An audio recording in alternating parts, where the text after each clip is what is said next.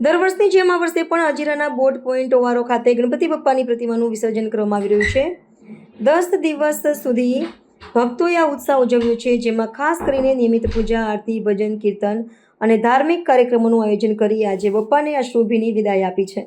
આજે વિસર્જનના દિવસે ભક્તોએ ધૂપ, દીપ અને ફૂલથી સજ્જ ગણપતિ બપ્પાની વિદાય આરતી ઉતારી। ગણપતિ બપ્પા મોરયા, ઉદચ્યા વર્ષી લૌકરિયાના જય ઘોષ સાથે ભક્તિ ભાવે ભરપૂર વાતાવરણ સર્જાયું। અનેક ભક્તોની આંખો આંસુથી ભીની હતી, કારણ કે તેમને પ્રિય બાપાને વિદાય કરવું પડ્યું। વિસર્જન યાત્રા હજીરાના મુખ્ય માર્ગો થઈને આગળ વધી અને અંતે બોટ પોઈન્ટ ઓવારો ખાતે પહોંચી। સ્વયંસેવકો અને સ્થાનિક પ્રશાસનની કડક નિગરાની હેઠળ બાપાની મૂર્તિનું પર્યાવરણને ધ્યાનમાં રાખીને વિસર્જન કરવામાં આવ્યું હતું। આ સમગ્ર કાર્યક્રમ શાંતિપૂર્ણ અને અત્યંત ભવ્ય રીતે સંપન્ન થયો। રાધાકૃષ્ણ ગ્રુપના સ્વયંસેવકોએ આ વાર્ષિક ઉત્સવની સફળતા માટે તમામ ભક્તોને સ્થાનિક વાસીઓનો આભાર વ્યક્ત કર્યો છે। તેમણે આગામી વર્ષે પણ વધુ ભવ્ય રીતે બપ્પાના સ્વાગત અને આયોજન માટેની તૈયારી બતાવી છે। આજે હજીરા ખાતે બોટ પોઈન્ટ ઓવારો રાધાકૃષ્ણ ગ્રુપ દ્વારા જે ચલાવવામાં આવે છે, સવારે 6:30 વાગ્યાથી વિસર્જનની તૈયારી શરૂ થઈ ચૂકી છે। અત્યાર સુધી અંદાજિત 200થી પણ વધારે નાની મોટી ગણેશ પ્રતિમાનું વિસર્જન થઈ ચૂક્યું છે અને પાણી પણ એટલું પૂરતું હોય તમામે તમામ હાઇટની મૂર્તિઓ ઇઝીલી વિસર્જન થાય છે। કેટલી ક્રેનો મૂકવામાં આવી છે? ટોટલ અમારી 11 ક્રેનો મૂકવામાં આવી છે અને એક સ્ટેન્ડ બાય ક્રેન છે। ટોટલ 12 ક્રેન છે। 600થી પણ વધારે સ્વયંસેવકો આ વિસર્જનમાં જોડાઈ ચૂક્યા છે અને સવારથી જ અમારા તમામ સ્વયંસેવકો ખડે પગે સેવા આપી રહ્યા છે। અંદાજિત સવારથી 6:30 વાગ્યાની જે મૂર્તિ વિસર્જન થઈ છે, એમાં 200થી પણ નાની મોટી ગણેશ પ્રતિમાનું વિસર્જન થઈ ચૂક્યું છે અને મળતી માહિતી અનુસાર ગયા વર્ષે જે 6400 ગણેશ મૂર્તિનું વિસર્જન થયેલું હતું, એ આંકડો વધી શકે છે ચાલુ વર્ષે। ગયા વર્ષે સવારે 7:30 વાગ્યે વિસર્જન પ્રક્રિયા પૂર્ણ કરેલી હતી અને ચાલુ વર્ષે પણ અમારે આપના માધ્યમથી તમામ સુરતવાસીઓ ગણેશ મંડળોને વિનંતી કરું છું કે આપની ગણેશ પ્રતિમાનું વહેલી તકે વિસર્જન માટે ઓવારા પર લઈ આવો। આજે વિસર્જનની પ્રક્રિયા ચાલી રહી છે।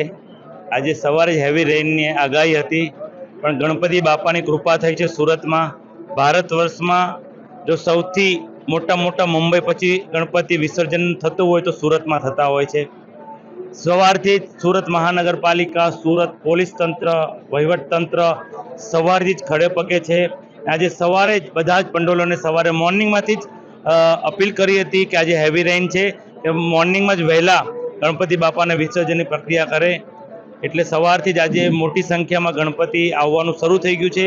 ગણપતિ બાપાની કૃપા થઈ ગઈ છે। ઉકાઈમાંથી પણ જે દર વર્ષે પાણી અમારે છોડવું પડે, એ વખતે છોડવાનું નથી, પણ પાણી આવી જ રહ્યું છે। એટલે 2.5 લાખ ક્યુસેક પાણી અત્યારે કોઝવે પરથી જઈ રહ્યું છે। એટલે પ્રક્રિયા વિસર્જનમાં ગણપતિ બાપાને જે અમારે ઉકાઈમાં દર વખતે કહેવું પડતું હતું પાણી છોડો, તો આ વખતે ભગવાન ગણપતિ બાપાની કૃપાના હિસાબે સારું થયું છે। હું તમામ ગણપતિ પંડાળોને અપીલ કરું છું, વહેલામાં વહેલી તકે વિસર્જન માટે નીકળી જાય તે માટે અપીલ કરું છું કે મોડી સાંજ લગીન લોકોમાં ટ્રાફિકનું ભારણ નહીં રહે। અને મહાનગરપાલિકા દ્વારા 22 કૃત્રિમ તળાવ બનાવ્યા હતા, એમાં ડક્કા ઓવારો પર વિસર્જન પ્રક્રિયા પાણીનું સ્તર ઊંચું હોવાથી સ્કીપ કર્યું છે। એના હિસાબે 3 ઓવારાના 3 ઝોનમાં ઓવારા ડાયવર્ટ કર્યા છે, તેની પણ અપીલ કરું છું। ફરી એકવાર સુરત શહેર પોલીસ અને સુરત મહાનગરપાલિકાના તમામ અધિકારીઓને અભિનંદન આપું છું। સવારથી જ ખડે પગે ઊભા છે। અમારા વોલેન્ટિયર છે, જેટલા પદાધિકારીઓ છે, હોદ્દેદારો છે, સૌપ્રથમ તો હું આ બધાને ખૂબ અભિનંદન આપું છું કે આ આપણા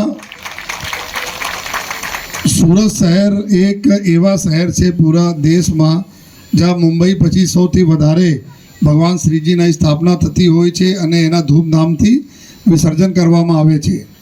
અને આ વિસર્જનના પ્રક્રિયા માટે જો જાણીતા જગ્યા આપણા હજીરા છે જોઈએ, અને હજીરામાં બી છેલ્લા 2 વર્ષ અમે લોકો જોયા જે રીતે આપણા રાધાકૃષ્ણ ગ્રુપ, અમારા તમામ ઇન્ડસ્ટ્રી, આજે અહીંયા તમામ ઇન્ડસ્ટ્રીના અમારા મિત્રો બેઠા છે અને આ એમએનએસના પ્રાંગણમાં થઈ રહ્યા છે, ત્યારે અમે તમામ ઇન્ડસ્ટ્રીના મિત્રોને એના માટે આભાર માનીએ છીએ કે એના થકી જે સુવિધાઓ ઊભી કરવામાં આવી છે, ચાહે અમે ક્રેનના જરૂરત હોય, ચાહે કટરના જરૂરત હોય, ચાહે એક્સપર્ટના જરૂરત હોય, ચાહે રોડ રિપેરિંગ માટેના અમુક જો મટીરિયલની જરૂરત હોય તમામ બિના કોઈ હિચકના બધા આપે છે. એના માટે અમારા ઇન્ડસ્ટ્રીના તમામ મિત્રો માટે એક જોરદાર તાળી થવા જોઈએ.